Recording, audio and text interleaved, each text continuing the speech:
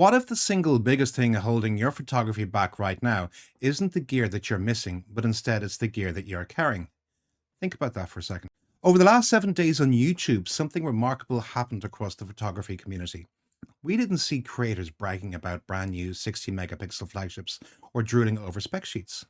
Instead, top landscape shooters publicly confessed that their heavy, expensive setups were quietly suffocating their creativity and how they made the deliberate decisions to leave their kit at home. We had seasoned wildlife photographers breaking down the thousands of dollars in exotic glass they bitterly regret hauling into the field. We had one popular creator announce he was leaving his everyday Sony camera at home only to downsize to an $8,000 Hasselblad in true hilarious YouTube influencer fashion. We saw a master landscape shooter prove why flat overcast light produces far more painterly, timeless fine art images than a cliché saturated sunset. As with previous weeks, portrait masters showed that a $5 sheet of black foam board will do more for your lighting than a $2,000 studio strobe. Two experts offered completely different takes on Adobe's new AI retouching, convenience and speed on one side and authentic craft and texture on the other. I spent all week exploring dozens of hours of photography across YouTube to curate these insights, to filter out the corporate noise, and to offer you guidance and insights. Welcome to your weekly briefing. But before we jump in, I want to quickly promote what I'm trying to do. If you like having dozens of hours of chaotic photography YouTube filtered down into one clean, entertaining briefing every single week, why not hit that subscribe button right now? And don't forget, I provide the list and links of all the channels and videos discussed down below in the description. This is episode number 6, and I really appreciate your ongoing support. In fact, I'm quite astonished with all the support, comments, and community that this is building. So with that, let's jump straight into what I'm calling the Great Gear Purge. Mark published a video titled "Every Photographer Needs a Camera They Don't Need." It sounds like an invitation to indulge in pure gear acquisition syndrome, but when you listen to Mark, his message is the exact opposite. Mark gave a remarkably honest confession. The camera stopped being an artistic tool and became a high-stress piece of industrial machinery. Every time he stopped on a trail, he was trapped in technical paralysis. So Mark bought a small, lightweight compact camera with zero professional expectations. Leaving his heavy bag at home, he started reacting to light composition and mood again, taking pictures for the sheer joy of it. Then Dalton dropped a video titled, "I left my Sony at home for this camera."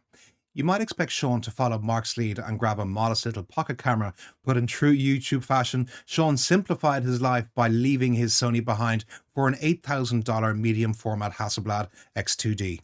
Only on YouTube does downsizing mean carrying a loaner camera worth more than a decent family hatchback. In all fairness though, Sean's underlying motive was telling. Even on an ultra-luxury system, he was craving a slower, more deliberate mechanical experience away from Sony's complex menus and hyper-fast tracking.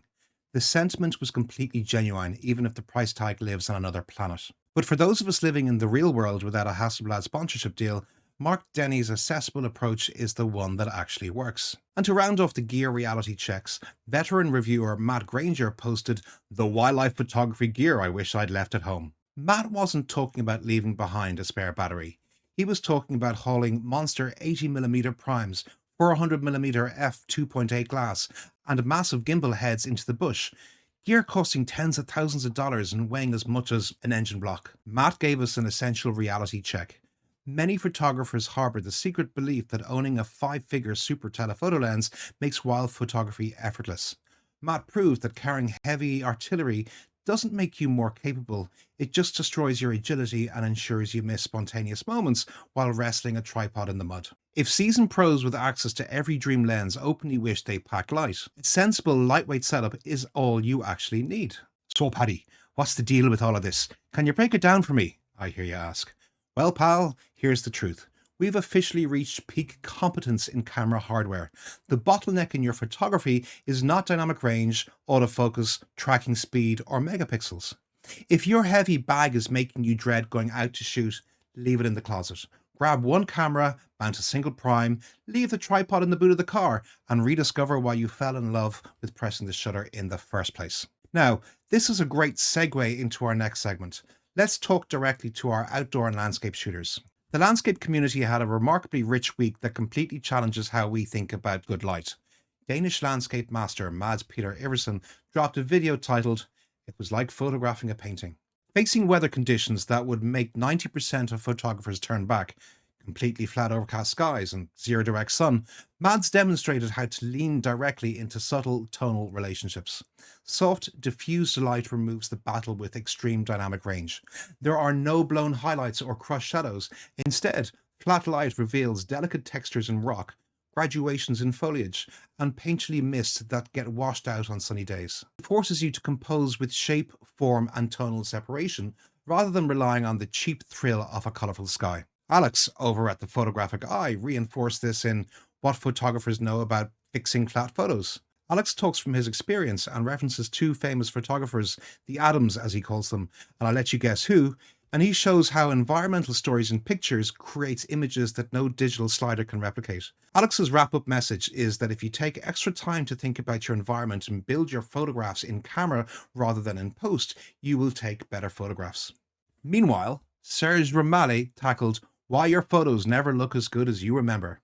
Serge broke down the disconnect between what our eyes experience standing in a grand vista and the flat raw file that our sensor captures. He demonstrated practical Lightroom luminance masking to restore atmospheric depth and mid-tone contrast without cranking the saturation slider into neon territory. And Nigel Danson shared an essential rule in 5 photography tips that make you a better photographer. When you arrive at a location, keep your camera in the bag. Walk the scene first, study the light with your own eyes, and only set up the tripod once you actually know what the story is that you want to tell. So, what's the takeaway here, Paddy? Well, my inquisitive friend, stop staring at weather apps hoping for fiery sunsets. Some of the most timeless landscapes in history were made on quiet, foggy, overcast mornings. Shoot the light you have, not the light you wish for. And moving on, and in fact moving inside the studio, this week delivered a massive reality check to the luxury lighting market. Nathan Elson published an exceptional breakdown titled How to Layer Your Light, proving foundational physics beat expensive modifiers. Using a single key light to sculpt cheekbones and a $5 sheet of black foam core for negative fill, Nathan showed how absorbing bounce light carves dramatic contrast into the shadow side of a face. Light layering isn't about how many strobes you own, it's about controlling where light doesn't go. Lindsay Adler, who I personally think is tremendous, followed up with Test Your Lighting Knowledge, Learn to Read Light, teaching photographers to reverse engineer any portrait.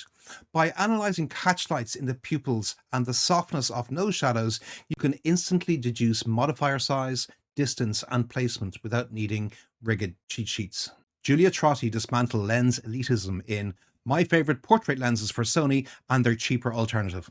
By comparing $2,000 G Master lenses side by side with budget third-party options, including Samyang and Sigma, she shows the optical differences in real-world shoots were virtually indistinguishable. Pair that with Dustin Abbott proving the sub-$500 newer Q4 Pro easily overpowers midday sun on location, and the verdict is clear. You do not need a warehouse of luxury gear. One affordable light, a basic modifier, and an understanding of shadow placement will take you infinitely further than thousands of dollars in high-end glass. So what are you highlighting here, Paddy? What's the verdict? Well, my friend, luxury lighting brands sell convenience, but mastery is still basic physics. Learn to read the catch lights, shape the shadows with what you already have, and keep your wallet in your pocket. Skill beats the spec sheet every day of the week. And staying indoors, we can move to the digital darkroom, where artificial intelligence reached a truly fascinating crossroad this week. At PiXimperfect, Unmistinda showcased Photoshop's new blemish removal is genius, demonstrating how Adobe's latest AI algorithms detect blemishes and stray hairs in fractions of a second. For high-volume event retouchers and commercial workflows, it's an undeniable time saver. Right alongside it, Glyn Dewis published an essential counter-perspective. Adobe's new Blemish AI has one big flaw. Glyn zoomed in to 200% and 400% on real skin files, revealing that the AI frequently smudges natural pores, averages out tonal transitions, and hallucinates waxy textures. The algorithm struggles to separate temporary blemishes from permanent facial character. For fine artwork and large prints, manual techniques like frequency separation and precise cloning remain completely unmatched. So what's the deal here, Paddy? Well, pal, my view is that AI tools are wonderful assistants when you need speed on a tight deadline, but convenience is not craft. The second an algorithm smears away natural texture, you stop making a portrait and start making a mannequin. Use AI to assist, but keep your hands in the wheel when it comes to the artistry. Now, before my weekend recommendations, 3 creators delivered the ultimate reality check on creative burnout and artistic purpose. Tatiana Hopper explored why ordinary places make extraordinary photographs, showing that you don't need a plane ticket to Iceland or Tokyo to create meaningful art. Local bus stops, quiet alleyways, and suburban car parks at dusk are full of visual poetry if you slow down and actually observe them. Sean Tucker released Why Street Photographers Don't Ask Permission, examining the ethics of candid street work. While asking permission instantly destroys authenticity, the photographer holds a profound moral duty to capture subjects with empathy, respect, and dignity. Martin Osner tackled the critical transition from being a camera operator to an actual artist. Regular viewers will know I'm a big Osner fan, and in his video, he warned against the dangerous trap of becoming technically brilliant but artistically invisible, where you obsess over razor sharpness, perfect histogram curves, and textbook rules, but produce images with zero emotional soul. Real artistic growth doesn't come from mastering more settings, it comes from stripping away the noise and shooting with deliberate human intent. So what does all of this mean, Paddy? I hear you ask. Well, stop waiting for an exotic trip, a paid model, or a new piece of glass to start creating. Your camera is just a recording box. Your attention is the actual lens. Grab whatever setup is sitting on your desk, walk out your front door, and find the extraordinary in the ordinary world right in front of you. So, as always, here are my top 3 picks for your watch list this weekend.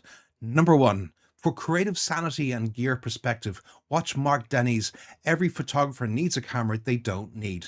Number 2, for editing integrity and real craft, check out Glyn Dewis's Adobe's new Blemish AI has one big flaw. And number 3, for pure visual inspiration, watch Tatiana Hopper's essay, Why Ordinary Places Make Extraordinary Photographs. Camera manufacturers spend millions marketing to our insecurities, convincing us that we're one purchase away from being great. But the best work happening across the community right now comes from creators who are simplifying their kit, slowing down and focusing on light composition and genuine human connection. Incidentally, and a quick heads up, James Popsys just released a great piece on simplifying your photography that fits right into this exact conversation. I'll be reviewing that in detail for next week's briefing, so make sure you subscribe for next Saturday. Also, I really do want to hear from you down in the comments. Are you currently feeling weighed down by heavy gear? What is the one piece of equipment sitting in your cupboard right now that you deeply regret buying? Drop your thoughts below. I do try to read and respond to every single one. And again, if you haven't already, why not hit those buttons below and perhaps even share this with a photographer friend who might be interested in joining our new community. Look after yourselves, enjoy the process, and go take some fantastic photographs this weekend. Thank you all for watching, and I'll see you next week. Slánta.